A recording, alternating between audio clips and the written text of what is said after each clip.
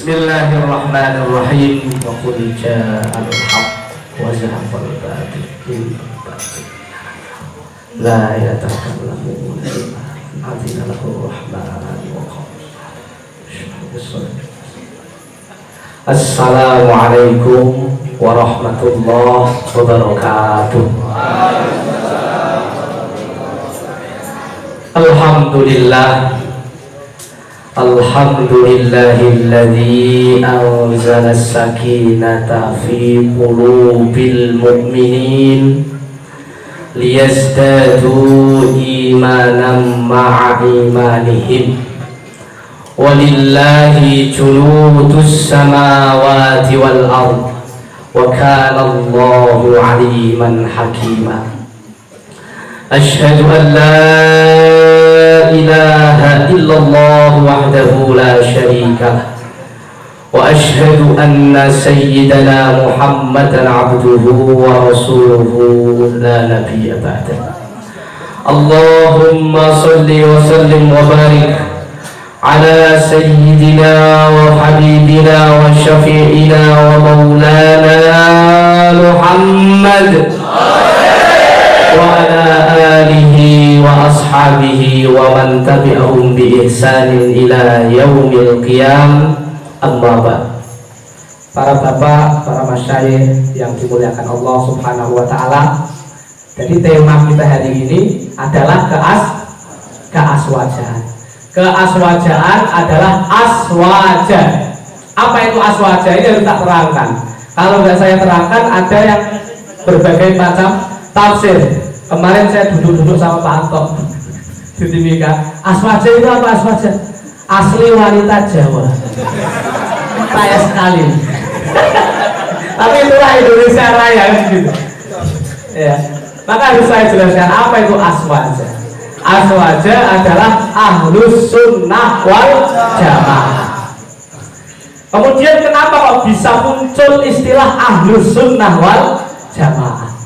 Ya, itu berangkat dari hadis Nabi besar Muhammad sallallahu alaihi wasallam. Tak cerita. Jadi ini forumnya santai, jangan tekan-tekan. Yang penting fokus. Sambil ngopi nggak apa-apa, yang penting fokus. Nabi pernah bersabda, "Iftaraqatil yahud wan nasara ala salasin wa sab'ina firqatan wa sataftariqu ummati ala sintaini wa sab'ina firqatan." Jadi orang Yahudi dan Nasrani itu terpecah belah menjadi 72 golongan. Ya, aliran-aliran ada. Mungkin ada Advent, ada apa? Katolik dan sebagainya. Itu alirannya banyak. Dan umat Muhammad SAW juga akan terpecah menjadi 73 golongan. Itu kata Nabi ya. Kemudian kulluhum finnar illa wahid. Semuanya masuk neraka kecuali satu golongan dari umat Muhammad sallallahu alaihi wasallam. Kemudian sahabat pada kepo. Kepo tahu ya, penasaran aib penisirin. Manhum ya Rasulullah, siapa mereka yang selamat itu? Firqatun najiyah itu ya Rasulullah. Ma ana alaihi wa ashabi. Ma ana alaihi wa ashabi. Yaitu golongan yang senantiasa mengikuti sunnahku, sunnah Nabi Muhammad dan sunnah-sunnah para sahabat dari Nabi Muhammad sallallahu alaihi wasallam. Jadi ahlus sunnah wal jamaah, ahlus sunnah adalah orang yang mengikuti sunnah Nabi dan sunnah para sahabat. Itu namanya ahlus sunnah. Dan di riwayat yang lain diriwayatkan bahwasanya manhum ya Rasulullah, siapa golongan yang selamat di antara 73 golongan itu, yaitu dijawab oleh Nabi, humul jamaah, yaitu kelompok mayoritas, as-sawadul a'zam, kelompok mayoritas dari umat Muhammad sallallahu alaihi wasallam dari masa ke masa. Saya cuplik sekilas tentang sejarah dulu. Para sahabat itu tidak semuanya kompak. Ya, ada beberapa yang agak nyeleneh. Maka itu bukan termasuk al-jamaah, mayoritas. Para tabiin juga sama, apalagi ketika kepemimpinan Sayyidina Ali karramallahu wajhah. terjadi perselisihan di situ antara sahabat Ali sebagai pemimpin khalifah dan gubernur, yaitu Muawiyah, sahabat Muawiyah radhiyallahu anhu. Dari situ awal mula perpecahan, timbul yang namanya Khawarij, orang yang keluar dari kelompok mayoritas. Dari situ ada kubunya Sayyidina Ali yang terlalu fanatik, disitulah nanti timbul Syiah. Di situ nanti ada yang kampanye sahabat Muawiyah dan penerusnya dinasti Umayyah, yaitu nanti akan menjadi aliran Jabariyah. Nanti ada Qadariyah, ada Murji'ah, habis itu ada Ahlus Sunnah wal Jamaah, kelompok mayoritas yang mengikuti mayoritas para sahabat, mayoritas para tabi'in, tabi'ut tabi'in lahum bi ihsanin ila yaumiddin. Nah, itulah Ahlus Sunnah wal Jamaah. Kemudian para sahabat, tabi'in, mayoritas dan para ulama, kita tahu namanya al-imam madzhabul arba'ah, ya, para imam 4 madhab, yaitu tadi sudah saya sebut Imam Abu Hanifah, Imam Malik bin Anas, Imam Muhammad bin Idris Asy-Syafi'i dan Ahmad bin Hanbal. Ya, itu para ulama salafus soleh yang dinamakan salafus soleh, ya beliau-beliau itu. Ya, Imam Abu Hanifah ataupun Imam Hanafi lahir tahun 80 Hijriah, termasuk tabi'in, gurunya itu para sahabat. Imam Hanafi. Imam Malik lahir tahun 93 Hijriah, beliau tabi'ut tabi'in, muridnya para tabi'in. Imam Muhammad bin Idris Asy-Syafi'i lahir tahun 150 Hijriah, termasuk tabi'ut tabi'in, muridnya Imam Malik dan murid dari murid Imam Abu Hanifah. Imam Ahmad bin Hanbal lahir tahun 164 Hijriah, itu muridnya Imam Syafi'i. Imam Syafi'i muridnya Imam Malik, Imam Syafi'i muridnya dari murid Abu Hanifah sampai ke sahabat, sampai ke Rasulullah Sallallahu Alaihi Wasallam. Nah, kita orang NU Nahdlatul Ulama secara akidah kita mengikuti Al-Imam Abul Hasan Al-Asy'ari, yang beliau murid dari Al-Imam Yahya As-Saji, murid dari Ahmad bin Hanbal, murid dari Imam Syafi'i, murid dari Imam Malik, murid dari Imam Abu Hanifah, murid dari para sahabat, murid dari Nabi Muhammad Sallallahu Alaihi Wasallam. Sanad kita itu nyambung sampai Nabi Muhammad Sallallahu Alaihi Wasallam. Kita masalah akidah ikut Imam Asy'ari dan Imam Maturidi, Abu Mansur Al-Maturidi. Ketika fikih kita ikut 4 madhab, Hanafi, Maliki, Syafi'i dan Hambali. Itu ulama salah semua. Tasawuf kita mengikuti Al-Imam Abu Hamid Al-Ghazali, huwa al-mujaddid fi qarnil khamis. Ya, Imam Al-Ghazali adalah mujaddid, pembaharu agama Islam di abad ke-5 Hijriah. Ya, yang ngarang kitab namanya Al-Ihya Ulumuddin. Ya, Ihya Ulumuddin. Kitab fenomenal. Kalau kiai belum baca itu jangan dipanggil kiai. Ya, kemudian juga Al-Wali Junaid Al-Baghdadi. Wali Junaid itu muridnya Al-Hallaj. Ya, muridnya, gurunya Al-Hallaj. Wali Junaid Al-Baghdadi itu gurunya Al-Hallaj. Al-Hallaj itu inspiratornya Syekh Siti Jenar. Syekh Siti Jenar yang manunggaling ngawal Gusti kemudian dieksekusi sama Wali Songo. Al-Hallaj juga dipancung sama dengan Syekh Siti Jenar. Yang mancung gurunya sendiri, yaitu Wali Junaid Al-Baghdadi. Ya, yang menggabungkan antara syariat dan tasawuf, fikih dan tasawuf. Itu manhaj kita yang didirikan oleh para pendiri-pendiri NU, oleh Muhammad Hashim Asy'ari, yang disetujui oleh Kiai Khalil Bangkalan Madura, yang wasilahnya beserta guru-gurunya Pak Abu Yazid, pendiri Pondok Pesantren Salafiyah Safiyah, yaitu Kiai As'ad Samsul Arifin. Ya, jadi Aswaja adalah orang yang ataupun kelompok yang mengikuti NU, titik. Ya, karena NU adalah pengikut dari Imam Akidah, Imam Asy'ari, Imam Maturidi, Imam Fikih 4 madhab dan tasawuf yang muktabar.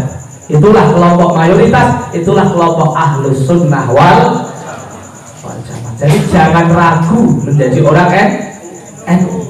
Guru-guru kita sampai Wali Songo, sampai para imam-imam madhab, sampai para sahabat, sampai Rasulullah, itu sanad keilmuannya nyambung.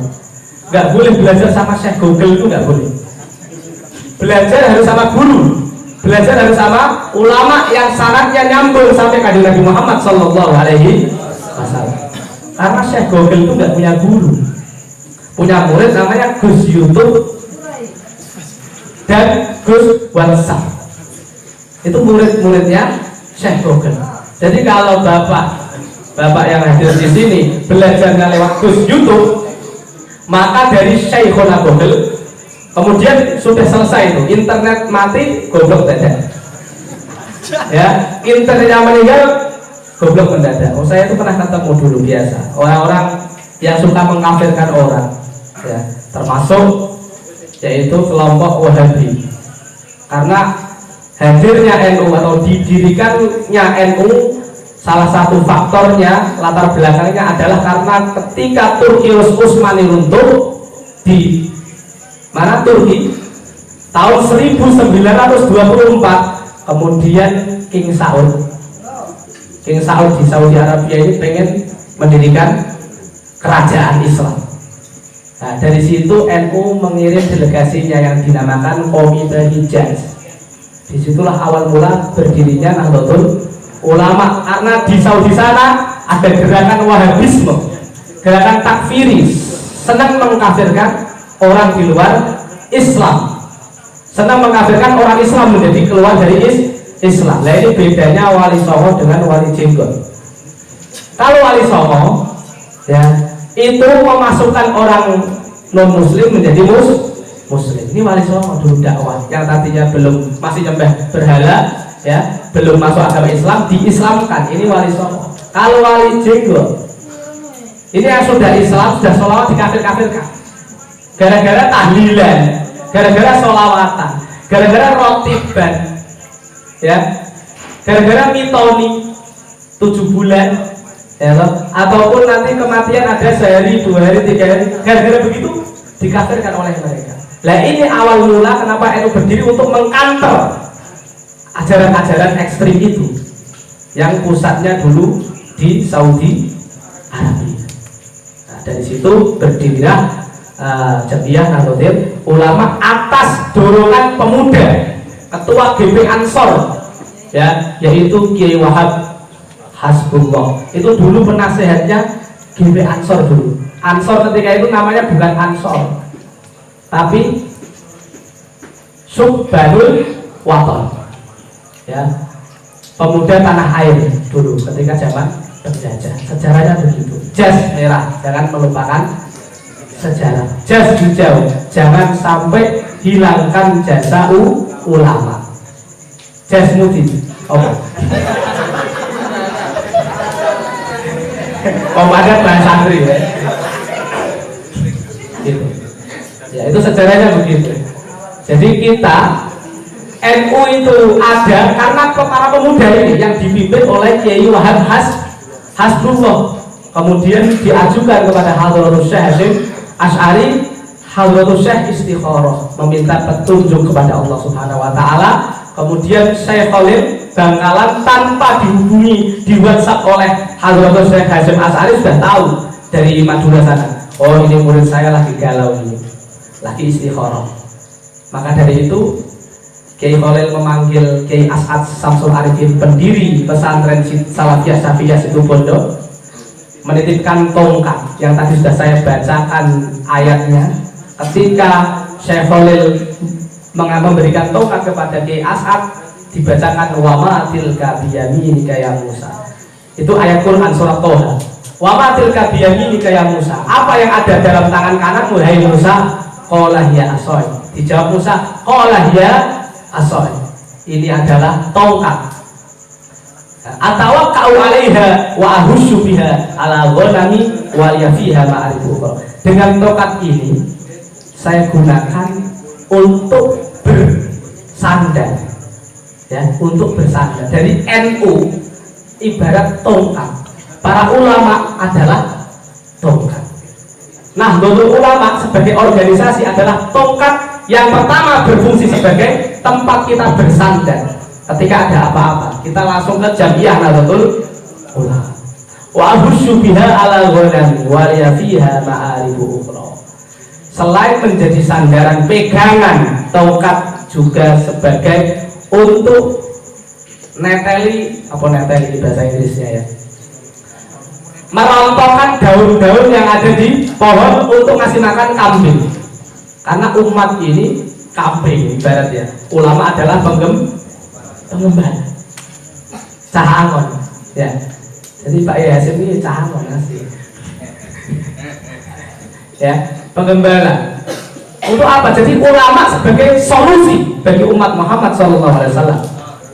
Sama, ketika kita jadi kambing, jangan jadi kambing yang nakal ya, yang nurut sama penggembalanya supaya cepat gemuk dan cepat bisa dijual. Kira begitu kan? Maksudnya supaya cepat bisa bermanfaat bagi umat ya, dijual itu dimanfaatkan. Karena khairun nas anfa'uhum linnas, sebaik-baiknya manusia yang paling bermanfaat untuk manusia yang lain. Nah, jadi aswaja itu apa? Kelompok mayoritas dari umat Muhammad Sallallahu Alaihi Wasallam yang mengikuti para ulama, yang menjaga para ulama, yang bersama-sama nderek dawuh ngaji di depan para alim ulama. Itulah kelompok mayoritas, itulah ahlus sunnah wal jamaah. Gitu ya, bukan dari YouTube. Orang sekarang itu nggak mau susah ya, ngaji lewat YouTube. Ini problem, masalah akhir zaman.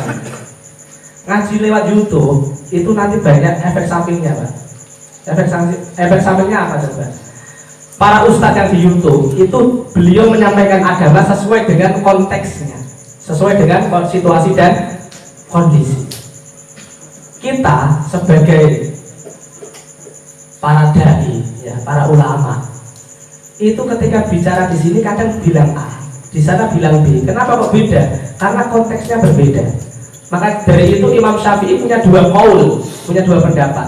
Satu qaul qadim, satu qaul jadid. Satu pendapat yang dulu ketika Imam Syafi'i berada di Mesir, di Irak.